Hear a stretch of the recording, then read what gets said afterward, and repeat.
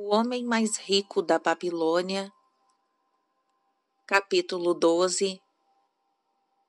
Um esboço histórico da Babilônia. Nas páginas de história, não existe cidade mais glamurosa do que a da Babilônia. Seu próprio nome evoca visões de riqueza e esplendor. Seus tesouros de ouro e joias eram fabulosos. Alguém logo imaginaria que uma cidade próspera como essa só poderia estar situada numa pungente região tropical, cercada por ricos recursos naturais como florestas e minas. Pois não era o caso. Ela estava localizada junto ao rio Eufrates, num extenso e árido vale. Não tinha florestas nem minas, e muito menos pedras para a construção. Não se achava sequer próximo a uma daquelas estradas comerciais da época. Como se não bastasse, a chuva era minguada para o cultivo de grãos. A Babilônia é impressionante exemplo de capacidade do homem para alcançar grandes objetivos, utilizando o que quer que estivesse à disposição. Todos os recursos que sustentavam essa grande cidade foram desenvolvidos pelo homem. Todas as riquezas foram por eles produzidas. A Babilônia possuía apenas dois recursos naturais, um solo fértil e a água do rio. Numa das maiores realizações de todos os tempos, os engenheiros da Babilônia desviaram as águas do rio por meio de represas e imensos canais de irrigação. Cruzando grandes distâncias através do vale árido, esses canais despejavam suas águas revigorantes sobre o solo fértil. Isso se coloca entre as primeiras façanhas de engenharia conhecidas na história.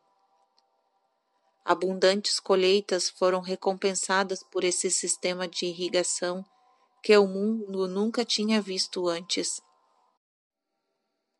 Felizmente, durante sua longa existência, a Babilônia foi governada por sucessivas linhagens de reis, para quem conquistar e pilhar não passavam de situações episódicas.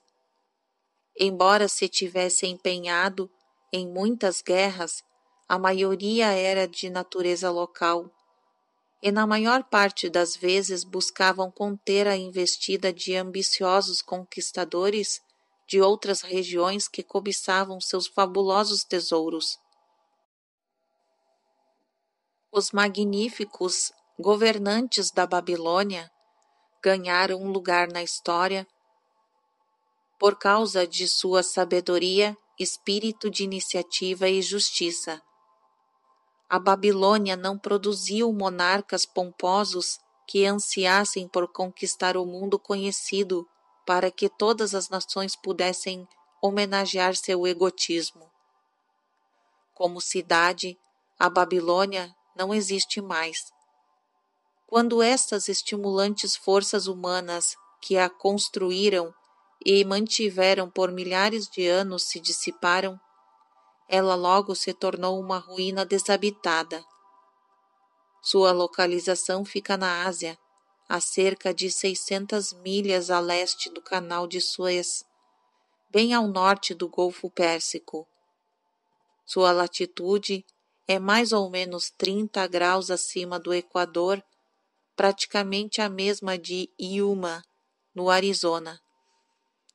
O clima é parecido com o dessa cidade americana, quente e seco.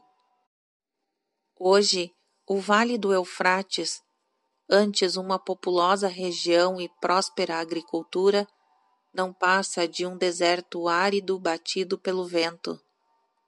Uma vegetação rala de arbustos luta para sobreviver contra as tempestades de areia.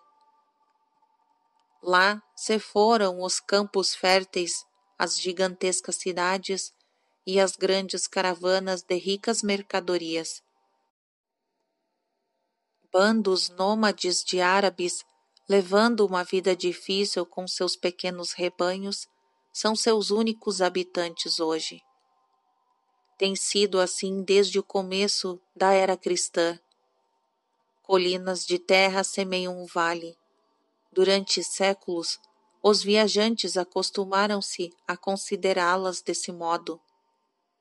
A atenção dos arqueólogos foi finalmente despertada devido ao pedaço de cerâmica e tijolos que começaram a aparecer depois de ocasionais aguaceiros. Expedições financiadas por museus americanos e europeus foram enviadas ao local para fazer escavações e ver o que podia ser achado. Pás e picaretas logo provaram que estas colinas eram antigas cidades. Cidades sepultadas, não haveria talvez melhor expressão para elas.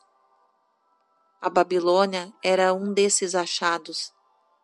Durante algo em torno de 20 séculos, os ventos espalharam sobre ela a poeira do deserto.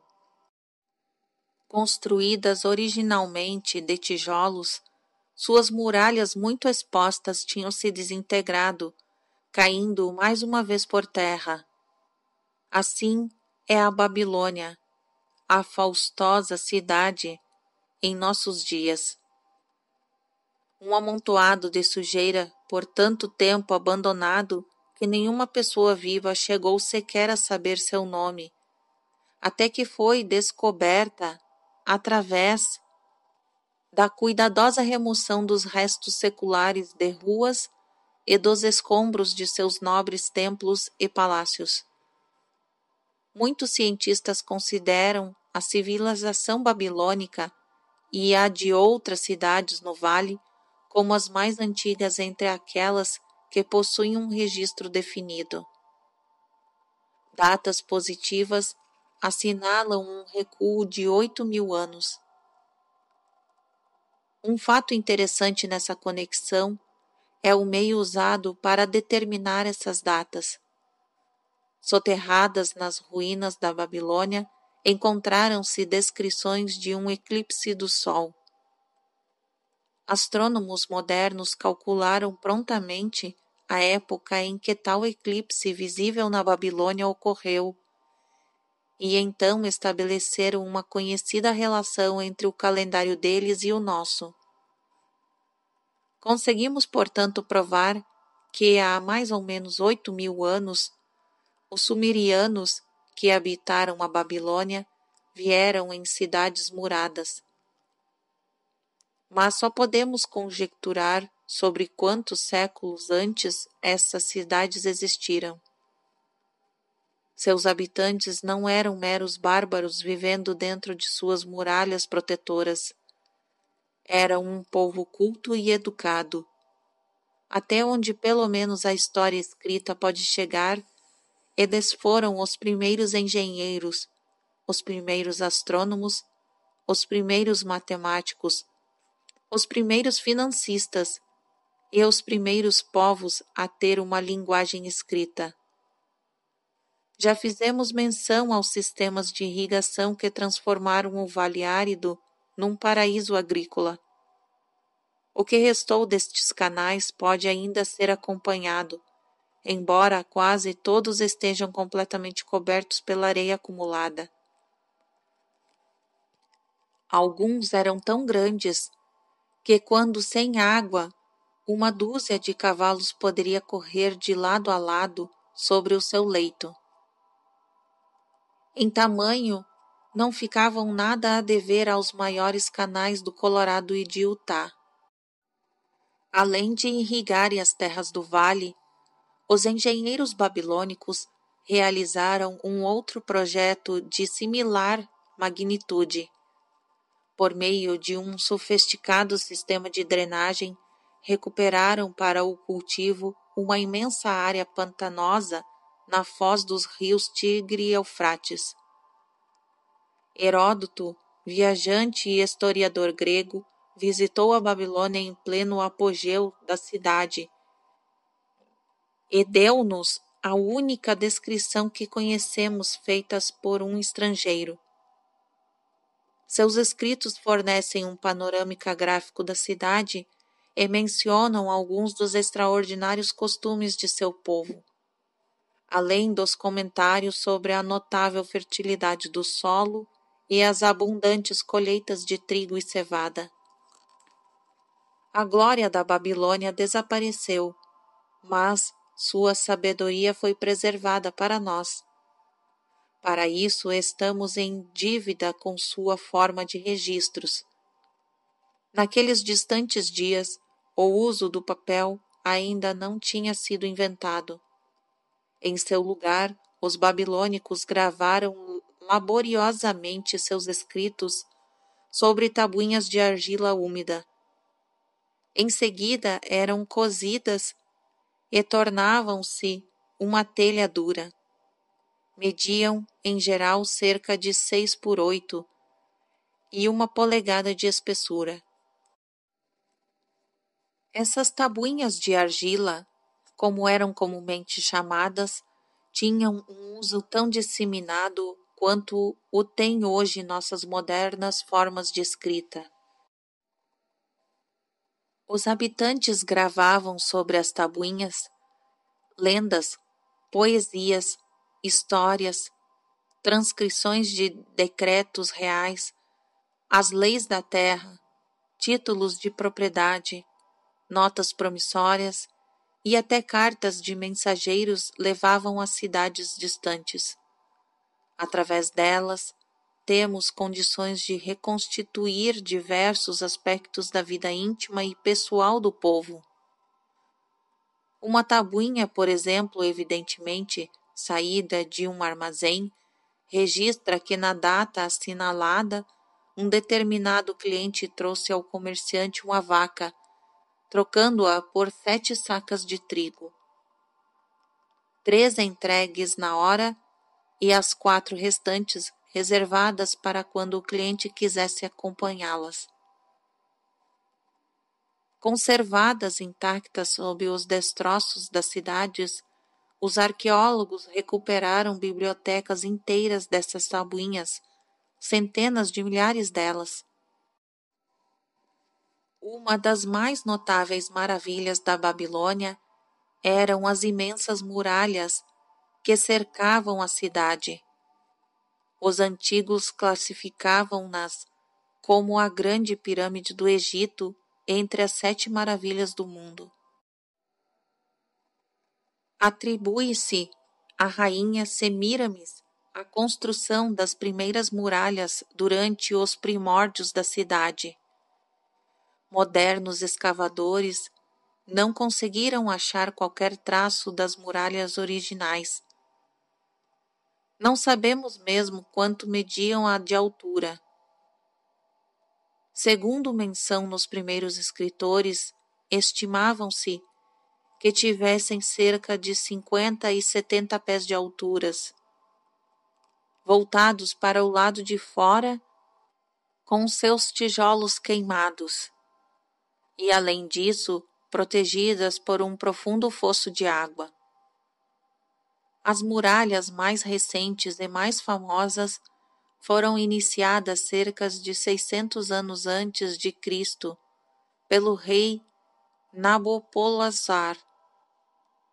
Era de tal envergadura o seu projeto e reconstrução que ele não viveu o suficiente para ver a obra concluída. Esta foi continuada por seu filho, Nabucodonosor, cujo nome é bastante familiar na história bíblica. A altura e a extensão destas últimas muralhas desafiam a própria credulidade. Autores ideôneos julgam que elas alcançassem a altura de cerca de 160 pés, o equivalente a um moderno prédio de escritórios de 15 andares. Sua extensão total estaria estimada entre 9 e 11 milhas. Tão amplo era o topo que a carruagem de 6 cavalos podia ser conduzida sobre ele. Muito pouco resta agora desta tremenda estrutura. Alguns pedaços das fundações e o fosso. Além das devastações provocadas pelos elementos naturais, os árabes completaram a destruição, carregando os tijolos para construírem suas próprias casas. Contra as muralhas da Babilônia marcharam sucessivamente os exércitos vitoriosos de quase todos os triunfadores desta época de guerras e conquistas. Uma hoste de 6 reis assediou a Babilônia, mas sempre em vão. E não se deve considerar levianamente os exércitos destes dias. Historiadores referem que tais unidades contavam com 10.000 cavaleiros, 25.000 carros de guerra e 1.200 regimentos de soldados a pé, cada regimento reunindo 1.000 homens. Compreendendo-se que se precisasse de 2 ou 3 anos de preparação para organizar os materiais de guerra e conseguir provisões suficientes para o propósito das expedições. A Babilônia parecia organizada como uma cidade moderna. Havia ruas e lojas. Vendedores ambulantes ofereciam suas mercadorias através dos distritos residenciais. Sacerdotes oficiavam com os magníficos templos. Dentro da cidade havia um encrave cercado para os palácios reais, com muros tão altos, segundo diz, como as muralhas que circundavam a própria cidade. Os babilônios eram hábeis nas artes. Estas incluíam as esculturas, a pintura, a tecelagem, a ourivesaria, a manufatura de armas e os implementos agrícolas. Seus joalheiros criaram objetos belos e artísticos. Muitas amostras foram recuperadas nas sepulturas de seus ricos cidadãos e podem agora ser vistas nos principais museus do mundo. Num período realmente remoto, em que o restante do mundo estava ainda cortando árvores com machados de pedra e usando na caça e na guerra lanças e flechas com pontas de sílex, os babilônios já conheciam machados, lanças, flechas com pontas de metal. Os babilônios eram financistas e homens de negócios talentosos. Até onde podemos saber, foram os inventores do dinheiro como meio de troca, das notas promissórias e dos títulos de propriedades escritos. A Babilônia nunca foi invadida por exércitos hostis até cerca de 500 anos antes do nascimento de Cristo. Mesmo então suas muralhas não foram tomadas. A história da queda da Babilônia é mais extraordinária ainda. Ciro, um dos maiores conquistadores daquele período, pretendia atacar a cidade e esperava vencer suas muralhas inexpugnáveis. Conselheiros de Nabônido, o rei da Babilônia, persuadiram-no a sair ao encontro de Ciro e dar-lhe combate sem esperar que a cidade fosse sitiada. Derrotado o exército babilônico, este abandonou a cidade. Consequentemente, Ciro encontrou os portões abertos e transpô-los sem qualquer resistência. A partir daí, o poder e o prestígio da cidade foram aos poucos minguando, até que, no curso de algumas centenas de anos, ela se viu finalmente abandonada, entregue à própria sorte, transformada mais uma vez pelos ventos e tempestades na terra deserta sobre a qual sua grandeza fora originalmente construída. A Babilônia caiu, nunca mais se ergueu, mas nossa civilização tem grandes dívidas com ela. Os éons do tempo cobriram de areia os altivos muros de seus templos, mas a sabedoria da Babilônia permanece.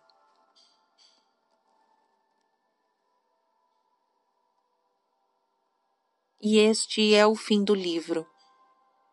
O homem mais rico da Babilônia.